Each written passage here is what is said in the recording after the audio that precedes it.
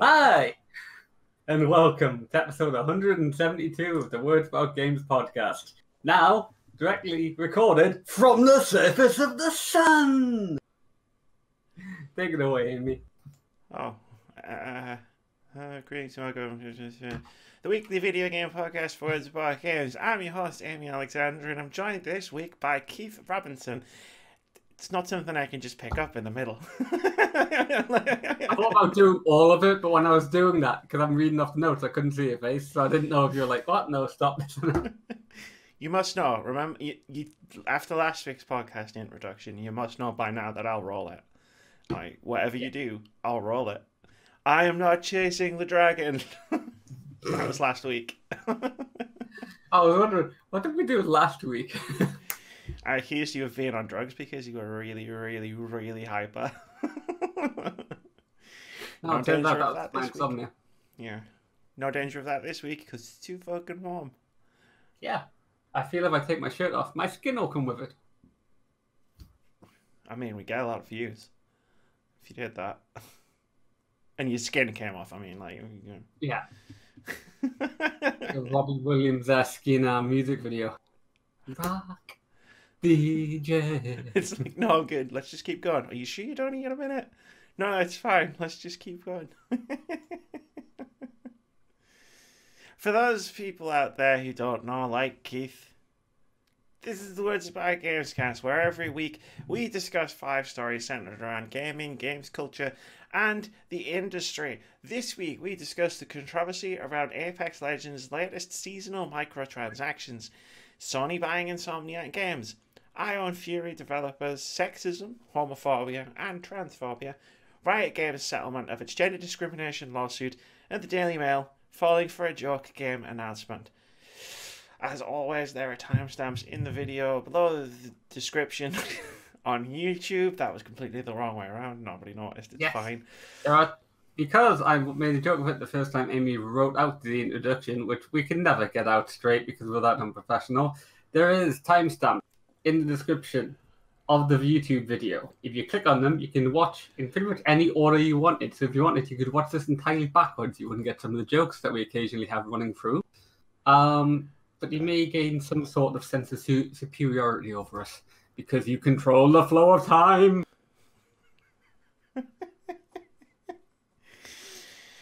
3/5 of these stories happened between last Saturday when we recorded this podcast and Monday night when it came out. So, you know, we were like scratching around like, it's slow news, like there's nothing going on, oh shit. And then like between then and then it was like, oh, well. Fuck my life, I guess. Yeah, none of this concludes Gamescom. Yeah, that's a good point actually, because it was going to be a Gamescom podcast, but then actual news happened. So now there's a Gamescom video coming out on Wednesday, where we're just going to talk about some of the games from Gamescom. You should check it out. At that point, because we're recording that directly after this, we will be puddles in our chairs with mouths that move and go. Murr, murr, murr. Avengers. Avenge me. Help us. How did this even get uploaded to YouTube? Keith, shall we continue? Shall we start? Yes. Okay, number 1. Apex Legends has a nightmare with its latest microtransactions. So there's 2 parts of this story that I want to talk about. The first part was written by Andy Chalk over at PC Gamer, who writes the headline, which I should have read first. Apex Legends producer says Iron Crown Collection event missed the mark. And then the story goes on to say the Apex Legends Iron Crown Collection event, which is a mouthful, running until August 27th, is bigger, much more expensive, and more complicated than we expected. That was PC Gamer's words. And that hasn't gone over particularly well with some parts of the community.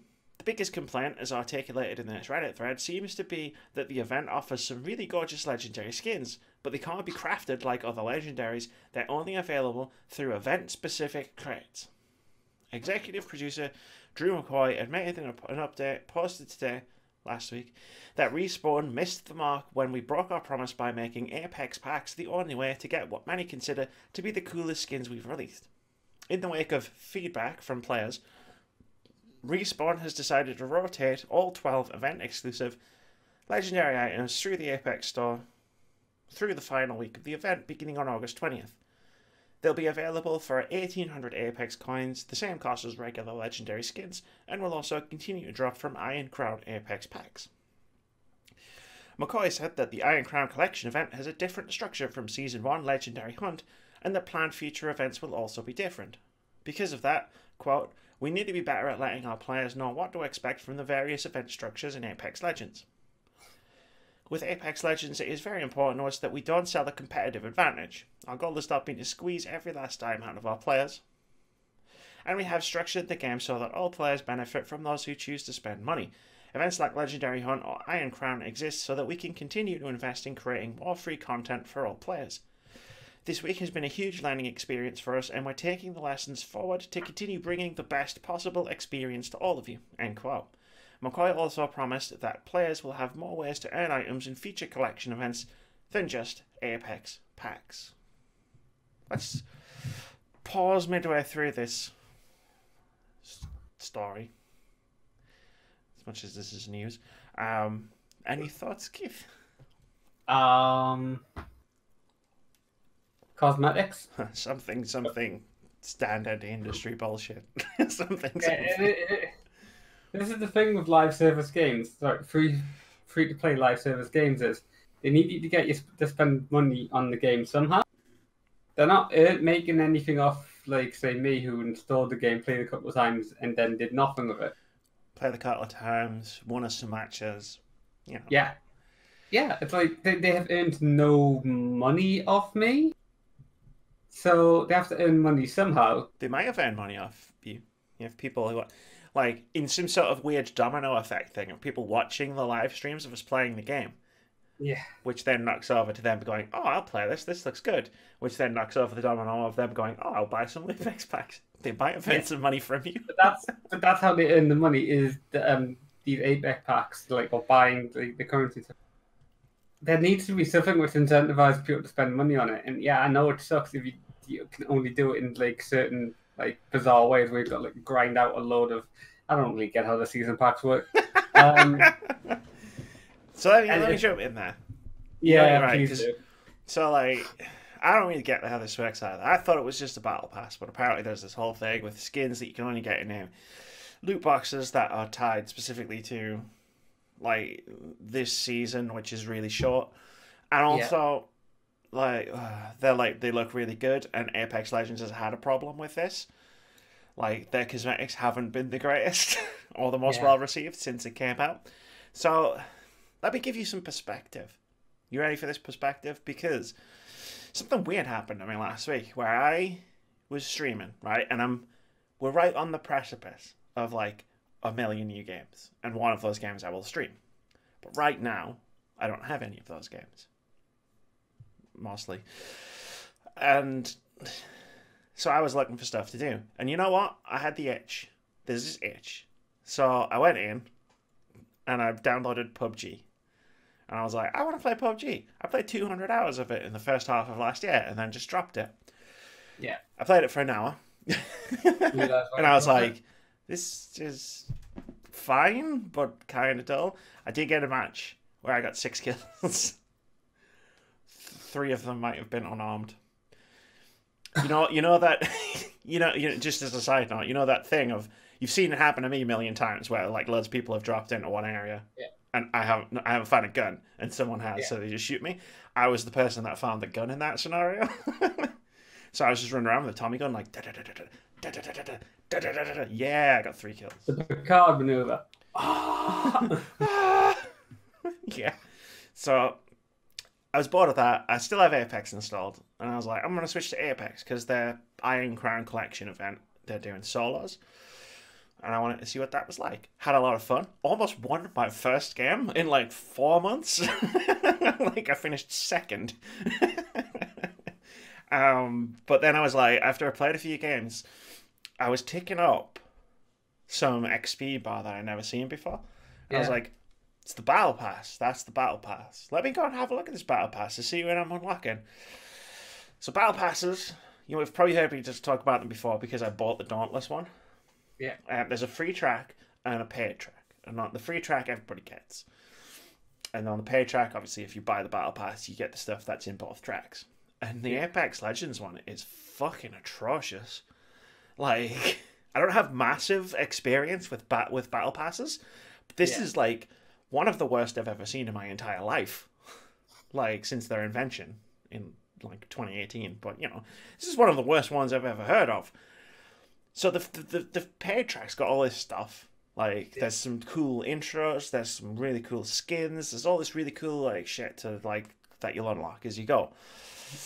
The free one, like, you get every 2 levels for the first, like, however many levels it is, you get a stat tracker for each individual character for how many wins you've got in Season 2. And that's, like, the first 15 levels. And then from then on, all you get every other level for a bit is just an Apex pack. And nothing. You don't get anything from being on the free track or the battle pass. Like, so I read all of this stuff, and people were pissed off with it.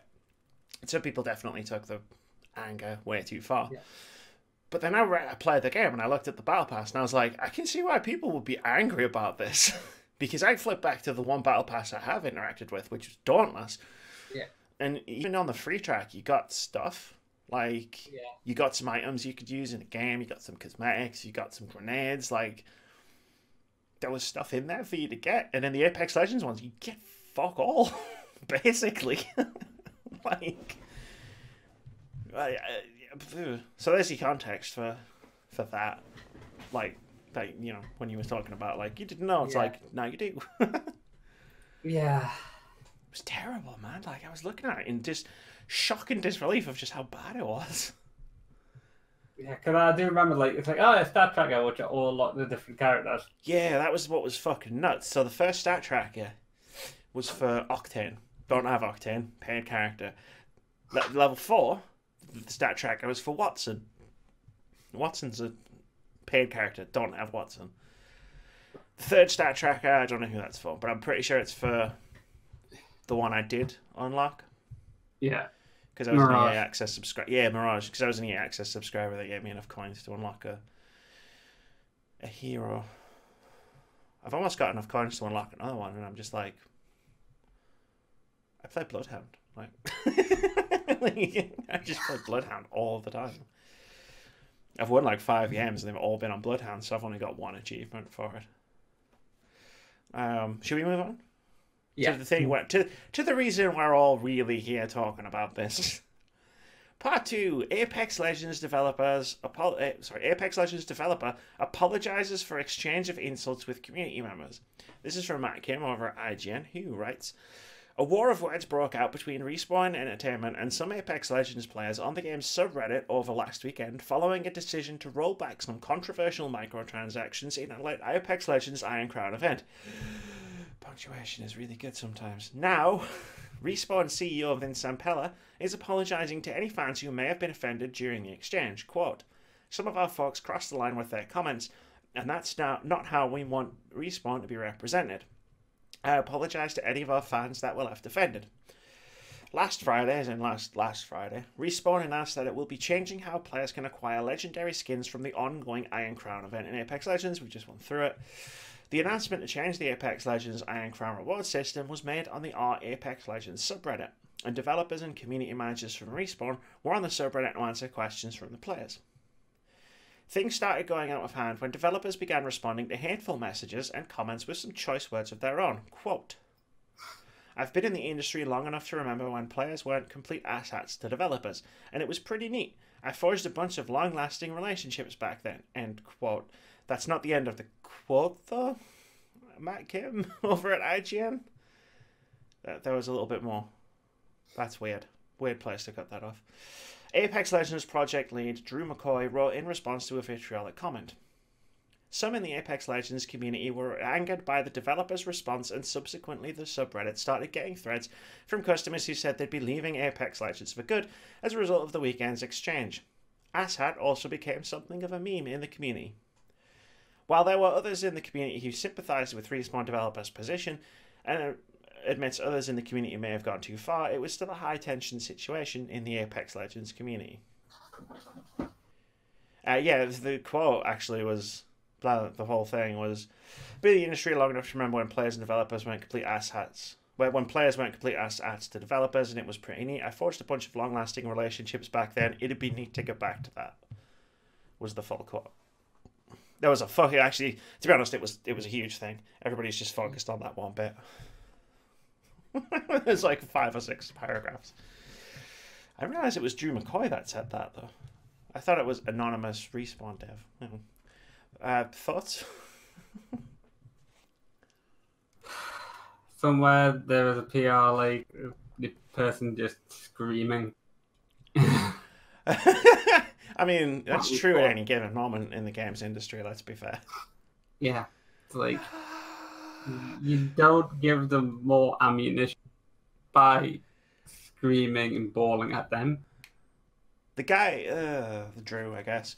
I don't know if he was screaming and bawling. I mean, there was no, like... I mean, it's impossible to judge tone on the internet, right?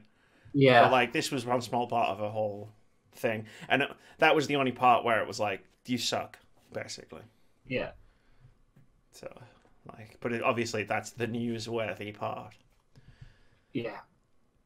Because they're not meant to descend to the level of people on the internet, because the internet is full of people who are incredibly vitriolic. Don't let them drag you down into the mud.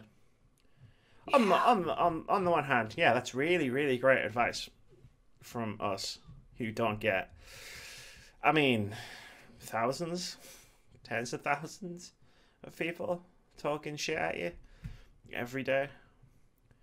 Like, it's I think it's easier said than done. I mean, I get pissed off when like 2 or 3 people do it, but I don't know. I retweeted a funny thing on Twitter. I don't remember who actually tweeted it, but it was a like quote like picture. And it was like gamers say like, oh, we want devs to start communicating with us more honestly and openly, and then devs. Yeah. Some of you guys are dicks, and then gamers, and it's just the shocked Pikachu face. Like, some of you are dicks. And we're starting to see more and more. There are certain developers, not certain developers, just developers in general, like, starting to just be like, oh, enough of this shit. Yeah, listen, dickhead. I mean, remember the guy who worked for, was it Creative Assembly? And he did his last live stream, the community manager. Oh, like, yeah. This guy's a dick. And I was just like, click, I'm done. Like, and it was like, fucking hell. Like, and on the one hand, it's like, yeah, you shouldn't have done that. And on the other hand, you'd kind of secretly go, yes. Fucking tell him. Like, Drew McCoy's the guy who talks in public about this game. So, yeah. I didn't realize it was Drew McCoy who did this. That's a bigger deal than I would have thought. It was. But yeah, somewhere there's a PR person just like... Now, over here, we have... look at this company here. Big game coming out. Well, low trans size. We've had to take that president's phone away from them. Do you want to be like that person? Do you want to be like that company? I mean, you have to learn control. It's a far cry going, hey, you calling a dick, and leaving a thumb drive on a table. I'm not bringing up any of that like alleged pornography thing. I was going about his Twitter like spats with the public. Well, with Troy Baker and the guy who plays Claptrap and Jim Sterling and a bunch of other people. Yeah. Oh, I was thinking all of the games like journalists who put up things about Game Informer. Yeah. Speaking of which, we're doing a segue into a segue. 1.5 story number 1.5. It's not related to this, but Game Informer like sacked 7 people last week. Yeah. Including Imran Khan, whose name should be familiar to you if you listen to this podcast, because he was often cited. Yeah, I mean, Imran Khan, not the president of Pakistan, the well-respected games journalist. I really hope he manages to find a job quickly. He did. Did he? Yeah, kind of funny games hired him. Because Andrew Renee was leaving, so they just hired him like part-time. Cool. And he's probably going to do stuff as well. on the side. But yeah, that's cool. But Like, know someone's land on their feet. hopefully the other 6 do, because like I used to go like as I was just said, I used to go to Game Informer all the time for news for this podcast because they were really good at it. Short, succinct, to the point. Just the way I like my news stories. And then on the other flip side of that, you got Jason Schreier's long. Yeah. It's just like clocked in like once a month, maybe a little bit more. Just like dumps like the original draft of War and Peace on your desk and walks out. He has 17,000 words about BioWare. See you next month, boss. And then flicks a cigarette and walks out, straightening his hat. Which says Also press just like and a pencil in his second goes, didn't he stop working here years ago? Goes, we can never get in touch with him. He goes on deep undercover. We don't know how to tell him. Like, he just comes in, he dumps a manuscript on someone's desk and then leaves. I don't think he's even noticed we haven't paid him for 3 years. But no, yeah, I mean, that's why a book always. Yeah, that's why. Well, he wrote a book. He's writing another book. But yeah, no, like, hopefully everybody finds something. They're all really talented. If this was a legitimate outlet, I'd try and hire someone, but you know, I couldn't even hire Keith. I'm just lucky he likes me. Here's hoping everything is fine. Let's move on to the actual second news story of the week, which is Sony acquires Spider-Man and Ratchet and Clank developer Insomniac Games. This is from Chaim Gartenberg over at The Verge, who writes, Sony has announced that it'll be acquiring Insomniac Games, the game development studio behind the Ratchet and Clank series and most recently Marvel's Spider-Man for the PS4. They've made games, quote from Sean Landon, Insomniac Games is one of the most highly acclaimed development studios in the industry, and their legacy of best-in-class storytelling and gameplay is unparalleled. We have enjoyed a strong collaborative relationship with the studio for many years, and are thrilled to officially welcome them to the Worldwide Studios family. Blah, blah, blah. Corporate jingle. Do you think this was caused by like Phil Spencer being seen walking past the front door filming a chapter? Playing Destiny 2 on his phone. On his xCloud phone. And everybody was like... Sean Lane just gets the phone call and he's just like... Initiate Project Insomniac, and then... Sony van just drives up to the front of the studio. 2 men in like suits and shirts, just carrying like duffel bags inside. Ted Price gets marched out. I took that way further than I intended to. I was like, I'll do a fun little bit about the fact that like Microsoft's been buying a load of development studios and Sony's bought one, and you just ran with it. We're so in sync now. I feel like we could. Well, I feel like we do this podcast with our audio turned off. Like if we both just turned our fucking speakers off right now, we'd still have a legible podcast of a back and forth. Let's not try that. I mean, but I'm sure the internet will try and do that at some point. But yeah, no, like they finally bought a studio. There were rumors flying that Sony were buying someone, and it turns out those rumors are true. They bought Insomniac. Yeah. I mean, when Disney buys Sony out, then they'll have enough money to buy a few more, but... Let's not get into that whole thing.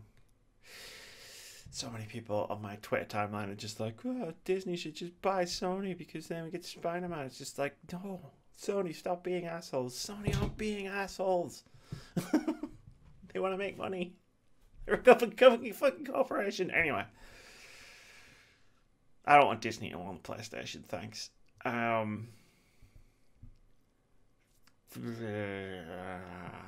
Next story? Well, no, like cool. I mean, that's about like what can we really say about the fact? Like, I'm not doing this with you again because you fucked it up because 2 months ago when we did the MPD and you were like, I'm going to sit here quietly because I don't have anything to say, and then we had a 10-minute discussion about Death Stranding.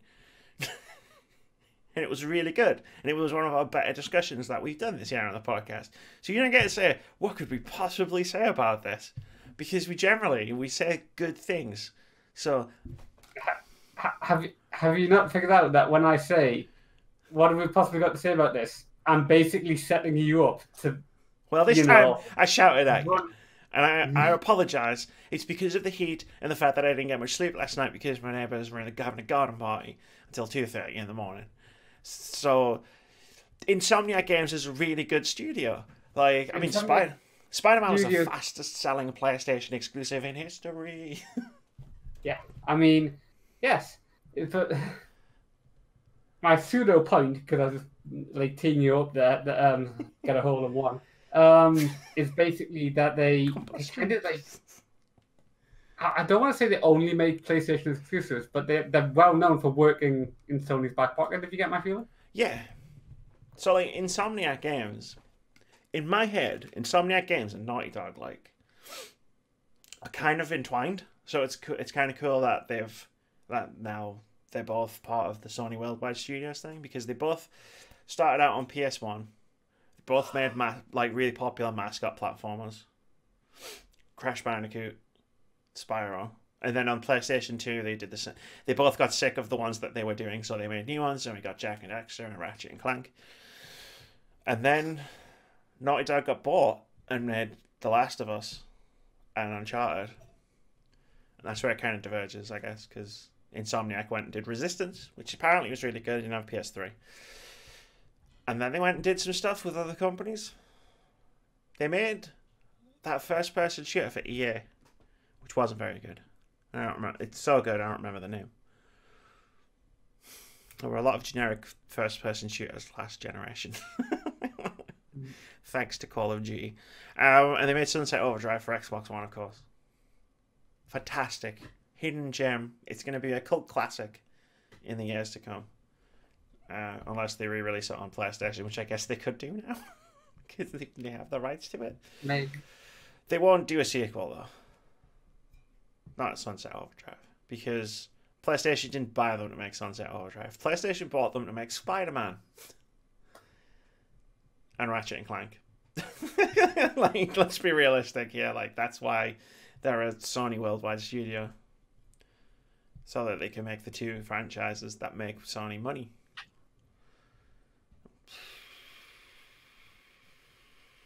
Money, money, money. You think Microsoft's going to respond by buying another 10 studios?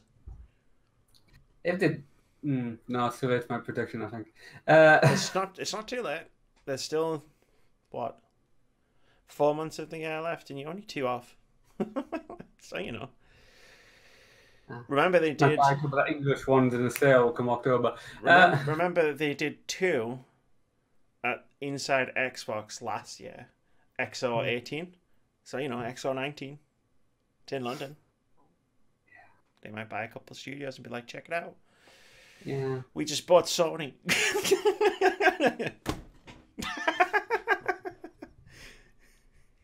God, it's like Microsoft like does like a spin thing, like buys like Sony before that, like Disney can never doesn't buy PlayStation, it's just buying Sony Entertainment. Just buys all of the movies, Sony Pictures. Yeah. It's like, how does that even work? Oh, Microsoft is just like, yeah, we want to get into the movie business, so we just bought a studio. By making Halo. Yay! Yay! My head hurts, but yay! Do you think Sony's done? Do you think they're going to buy anyone else? Because there was a rumor that they were buying Remedy. Remedy Entertainment. Honestly, it's not something that I would discount out the hand. Yeah. I would imagine that they're kind of more focusing on PlayStation 5 at the moment, but obviously that... I mean, the two things going hand in hand, though, right? Like, you need more studios to make more games for the PlayStation 5. Yeah, I don't know. I would have expected to have seen them buying a load of studios earlier than this for that. But I guess PlayStation. Sorry, go on. Yeah, I was like, I'm guessing it wouldn't help to have a lead in after the initial launch, because their launch date's coming up pretty fast. Yeah. I mean, I know you can make a game in 18 months. But you shouldn't. Yeah. Like, I guess they could do one in 12, the 16 months. BioWare made Anthem in 16 months. Look Yeah. how well that turned out. Yeah. I mean, maybe we try to make the massive multiplayer online game. Thing about Or porting PlayStation is... WoW to the Switch. Oh. Thing about PlayStation is they have a lot of studios. So, like, Microsoft buying all of these studios didn't put them above Sony so much as it was just them, like, pulling... And I know that's not the point. Like, they're not trying to be like, we've got just as many studios. They're just like, we need studios. But it's them pulling up to, like, that level. So, like, Sony have already got, like, Naughty Dog working on The Last of Us, and Sucker Punch is working on Ghost of Tsushima, and Japan's probably working on something. Like, there's probably a bunch of studios I'm totally forgetting because my brain is melted. Indeed. Days Gone was a hit, so I guess Sony Ben's going to be making another game. But Insomniac, good job, guys. I like you guys. You're good. You're cool. You put pride flags all over New York in Spider-Man. And I met Ted Price at EGX once, and he was lovely. Number 3, speaking of not lovely, Ion Fury Studio apologises for sexist and transphobic comments by staff. This is from Wesley Poole over at Eurogamer, and if you think the headline was bad, just wait until you get the rest of it. The developer of recently released old-school first-person shooter Ion Fury has apologised after some of its staff were found to have made sexist and transphobic comments online, and homophobic language was discovered in the game itself. Voidpoint came under fire over the last weekend, after Reset Era user 25,000 brought to light sexist and transphobic comments made by the staff in Ion Fury's official Discord. Among the raft of comments criticised is this post from a developer who goes by the name Terminx. Quote, "Something I don't really understand about the social justice stuff is that they have stuff like the slut walk, which I thought was about the right to not be harassed for how they dress, but then if you portray women dressed the same way, you get shit for it." Punctuation, guys, just use it. The official Voidpoint Twitter page then doubled down, suggesting the Discord comments were taken out of context because they'd been photoshopped. So then people went on the Discord, scrolled up and went, I don't see any additional context here. That was editorial by me. Later, homophobic language was found in Ion Fury itself. Reset Era user Flapjack21, fantastic name, found a room in the game accessed using a no-clip cheat that displayed the word fagbag. In other easily accessible rooms are what look like hand soap bottles with the homophobic slur or gay written on them. Because, you know, ole. It's funny because it's a play on words. Eurogamer contacted publisher 3D Realms boss Mike Nielsen for comment. Nielsen said, "Moving forward, all of 3D Realms contracts will include terms which would allow us to sever relationships if a contractor does not abide by our zero-tolerance policy for hate speech." Eurogamer also contacted Voidpoint co-founders Evan Ramos and Richard Gobiel. Sorry, for comment. Yeah. They responded with a statement of their own, apologising for the sexist and transphobic comments and the homophobic language in Ion Fury. Voidpoint also vowed to add mandatory sensitivity training for all employees and contractors and said it would donate $10,000 from Ion Fury's release day proceeds to the Trevor Project, an American non-profit focused on suicide prevention efforts in the LGBTQ community. Finally, the developer said it will patch out any unacceptable language in the game.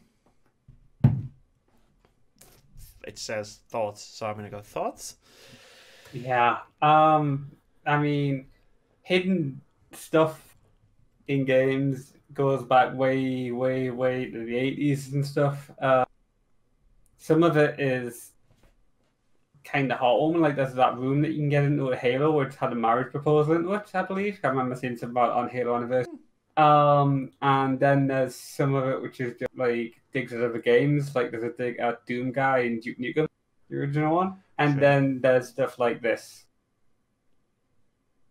I mean, I can completely understand why the publishers and the people who are doing, like, you know, the beta testing of the game didn't find it if you have to use a specific no-clip thing to get to it.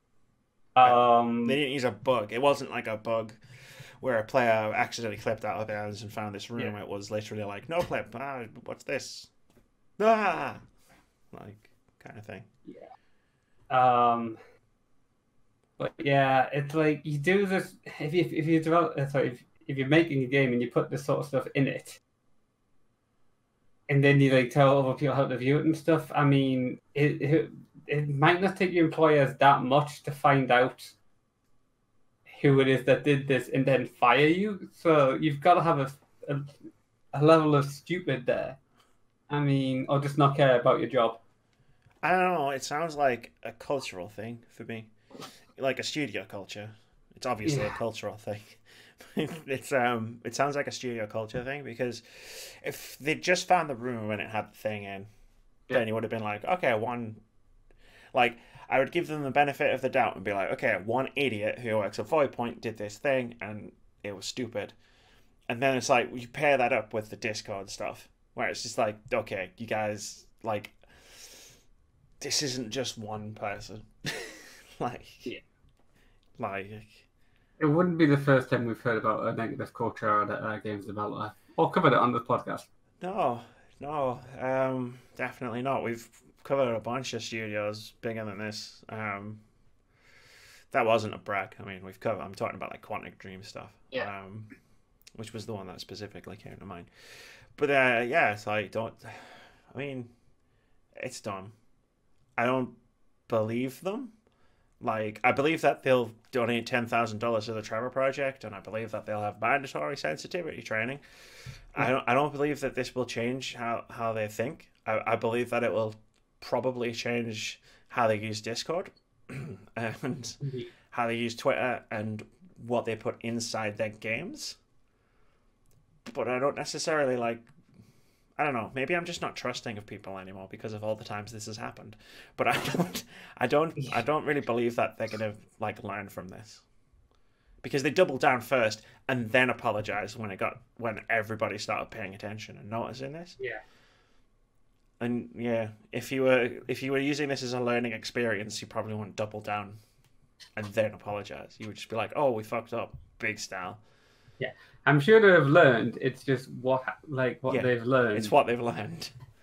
It goes back to the THQ Nordic AMA, right? Where it's just like, I still don't trust you guys, because I don't know what lessons you've taken away from this. Yeah, I was wondering about mentioning 8chan.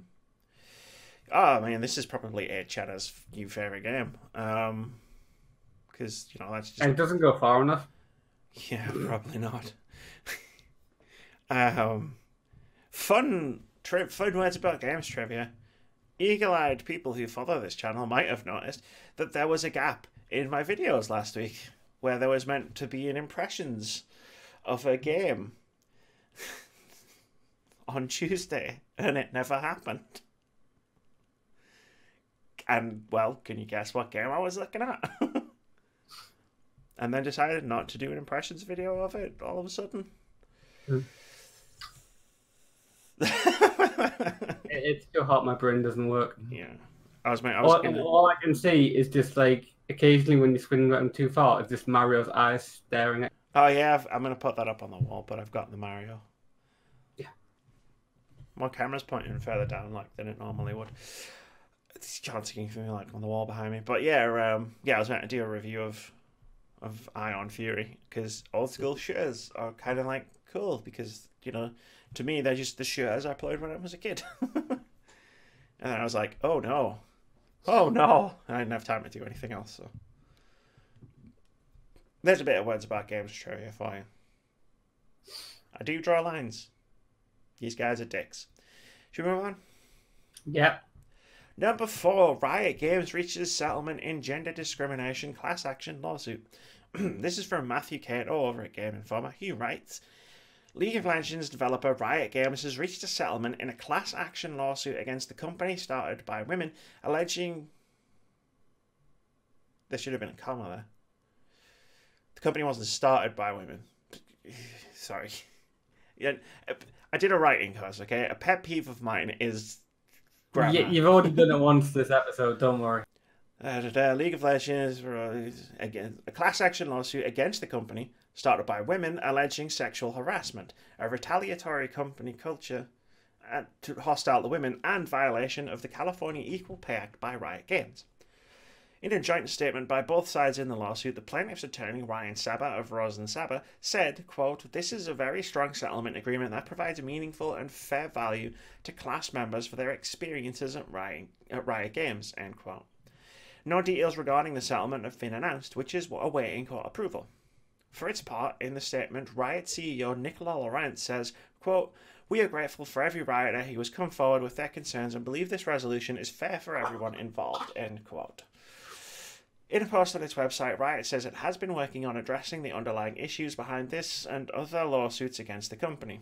Earlier this year, employees staged a walkout to protest Riot's attempts to force arbitration for new hires in an attempt to head off potential litigation from employees, a sign that Riot's work to build a better workplace is ongoing.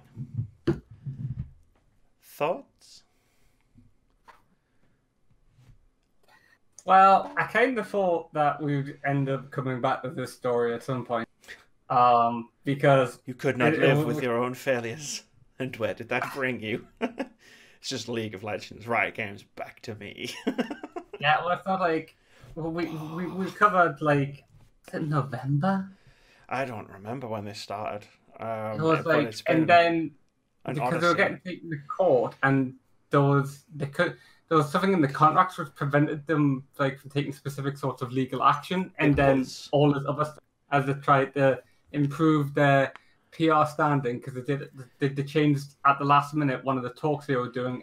This is the most chaotic timeline I've ever seen in my entire life. And it just that went badly because people were like, "Oh, that thing sounds cool," but banning men from the room when they wanted to hear about the original topic. Let them watch it later. It was the Kotaku report.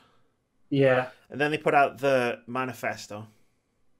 Yeah. Which didn't. I mean. And then there was the PAX. It was PAX, right? Where they were doing these talks, I think. And then it was the PAX conferences where they changed one of the talks to for women and non-binary folks. Yeah. Which again, like men being excluded from the room, I've got no problem with. Men being excluded from the room, I've got no problem with. It's just maybe don't do it at the last minute. The backlash to that was hilariously over the top, though. It was. There was that, and then there was the lawsuit, and then there was the walkout over forced arbitration, and now here we are. There was no forced arbitration, probably because there was backlash to it. Massive backlash to it. From a company that said, "We're going to do better," and then just turned around and basically said, "But we're not really." Yeah, it's like future contracts will allow them to... But only after this has been settled. Yeah, so I had thought maybe we would cover this after this was settled, and if they actually amended contracts to allow them. I mean, Riot Games is in that sort of space of, I want to see what you do, not what you say. Yeah. Because you've said a lot, and then you did stuff which was counter to what you said. Mm-hmm. But, like, I mean, we might end up doing a follow-up next week, maybe, where, like, the people involved in the lawsuit itself maybe say something. Like, it depends, like, what's in the settlement as to what they could even say. But, like, if both parties are satisfied and it didn't go to forced arbitration, cool. That's good. Riot still has a long way to go. But that's a positive step. I was expecting us to be talking about the arbitration that they went through after the whole blow up, but apparently they didn't go for that.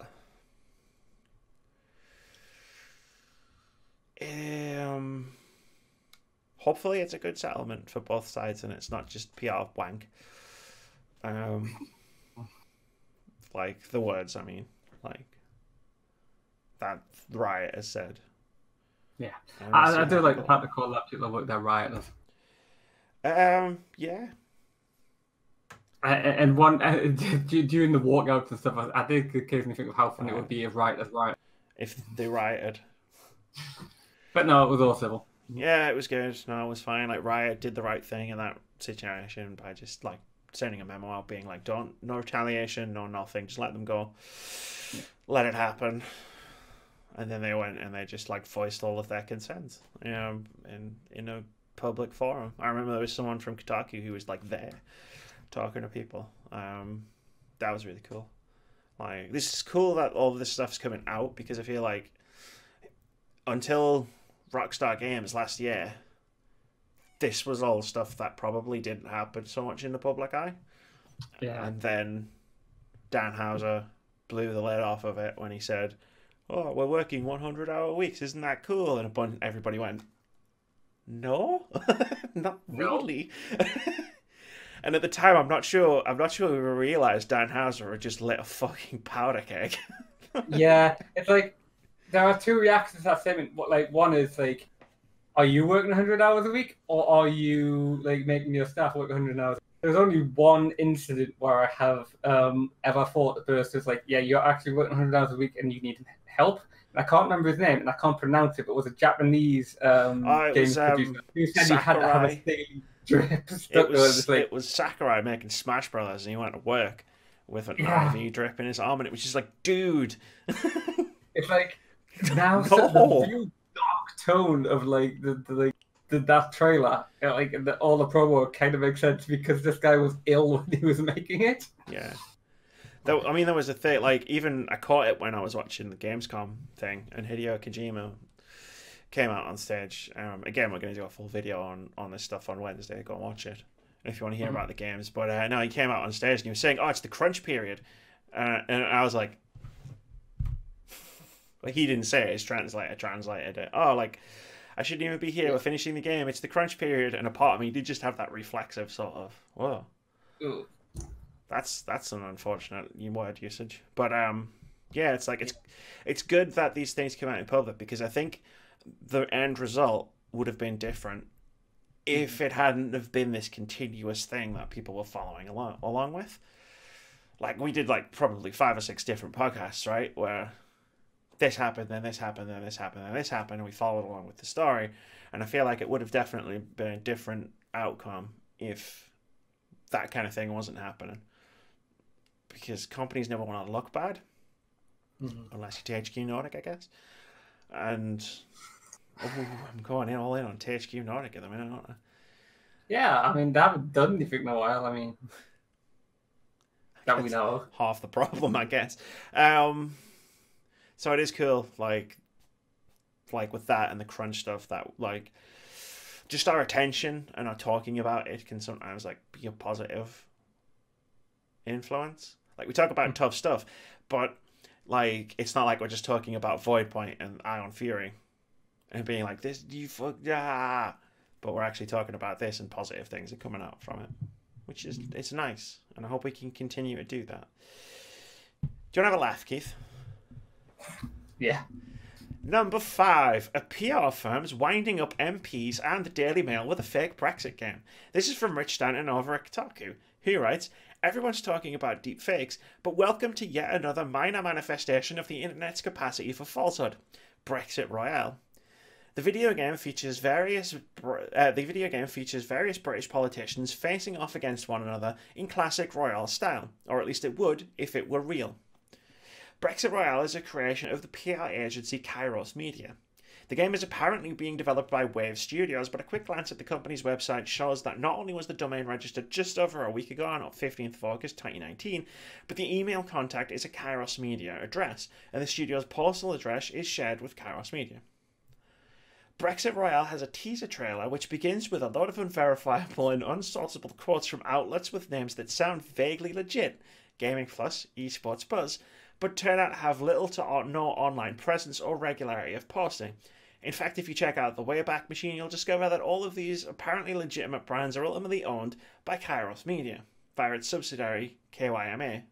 And there's a whole thing. You should go and check this full story out, because he researches Kairos Media. I just want to talk about the funny bit. Yeah. The teaser then consists entirely of clips of politicians speaking and the Brexit Royale logo, which looks like a 2-minute Photoshop job. The game has attracted the usual suspects. The Daily Mail running with a quote from Croydon Central MP Sarah Jones, who said, quote, "After the death of Joe Cox, to see a game promoting violence to MPs due to Brexit is sickening," end quote. One senses that when the paper went in search of further details, it got taken for a complete ride. Here, for example, are the weapons that Wave Studios said would be in the game. Ballot boxes, a Big Ben figurine, blue passports, cocaine to throw at Michael Gove, crossbow that fires wheat, UK flagpoles, EU flagpoles, leave picket signs, remain picket signs, ration boxes, and water cannons. The Daily Mail, almost unbelievably, reproduced this list alongside a large illustration of a blue passport. It's almost as if it liked the idea of clocking someone over the head with one. There are even more fantastical details on offer, as well as a few dodgy-looking screenshots of what purports to be a character select screen. Quote, players will be able to dress their character in a variety of skins, from different suits for the politicians, all the way to a pig's head in a nod to ex-PM David Cameron. End quote. In-game vehicles will include the Vote Leaves Let's Fund Our NHS Instead Brexit bus, Jeremy Corbyn's bicycle, and a zipline for Boris Johnson. The motivations behind this Brexit Royale stunt are unclear, though as a metaphor for the mess we're in, Brexiteers getting furious about something imaginary seems appropriate in some ways. Who knows, maybe it's just an innocent joke that got out of hand. any There's way too much thought put into this. This is a really intricate practical joke. Yeah. It's funny, but it's like... I mean, it kind of makes you wonder who they represent, this company. Like Kairos Media, like... I wanna read the rest of this article, and then I want to do some digging, man, because I want to find out who Kairos Media is, and why, like, why are they doing this? I mean, are they trying to get people angry about something? But like, it would be hilarious if Kairos Media, the PR firm, actually represented an MP, or like, really like Labour or like Lib Dems or someone. Or even the Tories. I mean, you know, you can go deep conspiratorial on this one because it's like it ended up in the Daily Mail. But like, oh man, someone at the Daily Mail like really fucked up, like because they obviously saw this and they did the thing. And it was like, oh my god, Brexit Royale, fucking hell. And I'm going to contact Kairos Media and ask them what they're thinking. And then someone at Kairos Media has gone, here's all the details, like list of weapons, like the vehicles, the character select, the skins, and then the Daily Mail guy just went, cool, like scribbled it all down. I went, cool, like I'm going to put this in my story. Not, this sounds ridiculous. Like, I mean, for all we know, this could have been a Channel 4 stunt to catch out lazy journalism. And all of a sudden, it's worked because they've caught out. Was it Channel 4, Channel 5 that did the fake shake not once but twice? Where they got someone like the fake shake was Middle Eastern was a newspaper. Yeah, it's the news of the world. You know, before they got caught hacking everyone's phones. Yeah, but they did the fake shake twice and still managed to catch it. They did it. Like, how did it work the second time? That's the question. How did it work the second time? But like, one, how did it work? Two, who signed off on them doing the same thing again? But yeah, this is nuts, man. Like, it's just fucking. Like, we get enough of like you see like the stories about Grand Theft Auto and Fortnite in like the mainstream press, and then you see that they've fallen hook, line, and sinker for Brexit Royale. It's just like. But at the same time, like, it does make me wonder, like, why this has happened. Like, to put my serious hat on, it's like, nope. Why has a PR firm gone out of their way, seemingly off of their own back, to pull this prank, and then double down on it, and gotten the Daily Mail to write a news story about it, and an MP to talk about it? I'll be honest, the MP's quote sounds like a reaction thing to someone asking them about. Yeah.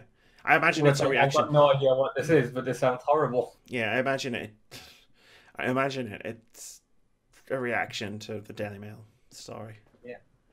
Like, I think I don't know on the timeline, but I would imagine the Daily Mail went first, and then the MP was like, "This is not on." Blue passports, though. Do you think they are ranged weapons where you just throw them at people? Then just off. What would the circle be? Sure. Just the deadline. The circle would just be the deadline for leaving. Yeah, just keeps flashing up no extension. No Oh, extension. every time it stops, it's like That's extension. the extension. Each phase is a new extension of the of the thing. Anyway, let's do the games out this week and then get the fuck out of here. Keith, take it away. You've got a big week this week. Yes, I do. So, coming out on August the 27th, which is this Tuesday, everybody, is World of Warcraft Classic on the PC, Wreckfest on the PS4 and Xbox One, Control on PC, PS4, and what I'm getting on, which will be the Xbox, Ancestors, the Humankind Odyssey, which is coming out on PC. Then we've got the first release date for Decays of Logos, which is on PS4, Switch, Xbox One, and PC, which is coming out on the 27th, the 29th, the 30th, and the 30th. I don't know why they're doing that. But anyway, let's move on to the 28th, where we've got Headspun coming out on PC, PS4, Xbox One, and Switch. On the 30th, we have Astro Chain coming out on the Switch. Blair Witch coming out on PC, Xbox One, and Amy's Nightmares. Root Letters, The Last Answer on PS4 and Switch. And then we have the Dark Pictures, Man of Medan on PC, PS4, and Xbox One on August the 30th as well. It's a big week.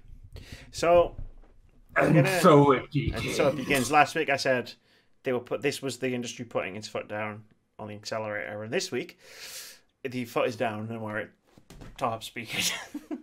So I'm putting out a poll on Twitter, right, tomorrow morning. Yeah. Oh, I guess earlier. There's a poll up on Twitter if you're watching this as it goes live. Yeah. Which is going to be like, which game should I stream?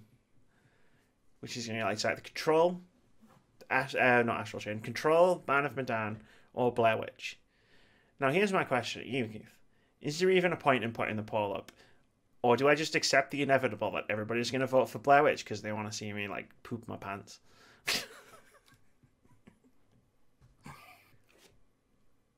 Yeah, I mean, I personally think that there is nothing on this earth that would stop you from playing the Blair Witch game at some point.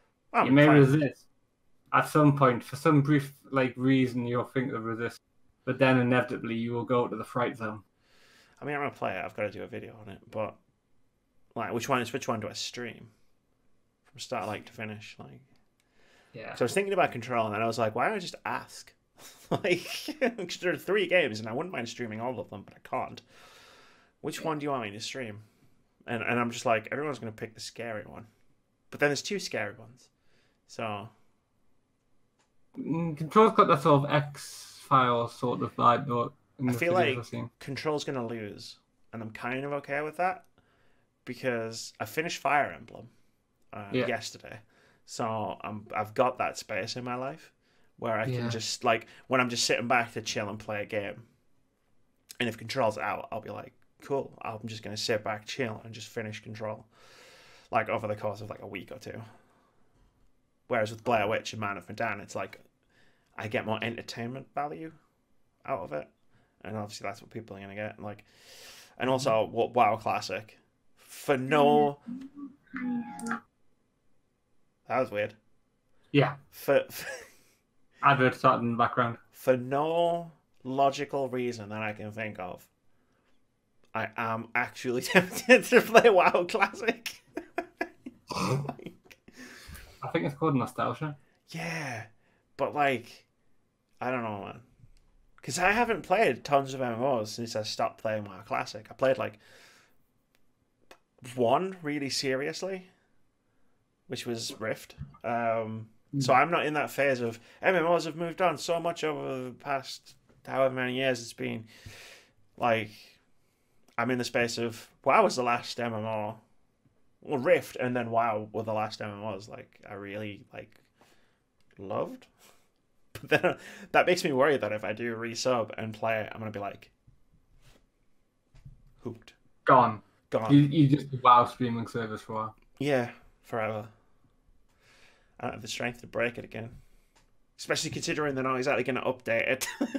They're not going to bring out the Burning Crusade. Could you imagine if Blizzard ended up with 2 versions of WoW that were just paths? So we get the next WoW expansion. Yeah. And then in vanilla we get Burning Crusade, and it's just a repeat of history. Yeah. WoW Classic. It's just oh my god. But they've updated the graphics now. And then 10 years from now it's WoW Classic. 2.0. Like, we've got 3 versions of the game. Yeah, it's basically WoW Classic just into WoW Master, and it's like... Because I do wonder how long WoW Classic's going to last. Because, like, the thing about MMOs and live service games is they change and evolve over time. That's how they survive and how they keep people and how they bring new people in or bring old players back. But if WoW Classic is static and is never evolving, like, is it going to keep enough players to justify its existence for like a long period of time? Because there'll be a honeymoon period, and then I feel like a lot of people are going to just drop off. There'll be people who played it who are like, oh, this is really cool. I'm getting to relive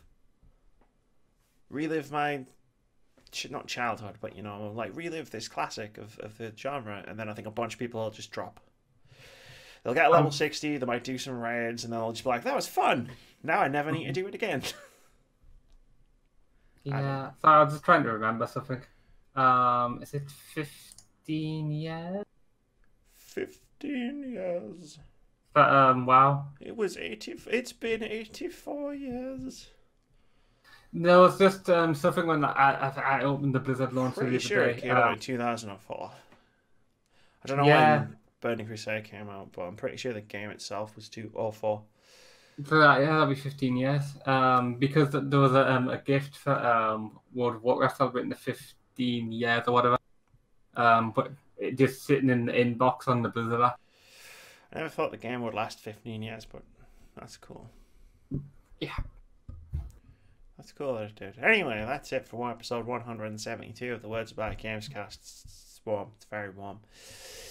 I've been Amy, that's been Keith. We've been at a good time. Brexit Royale. I'm going to look into that. But for now, I guess all that's left to say is, you know, bye. Say bye, Keith. Bye.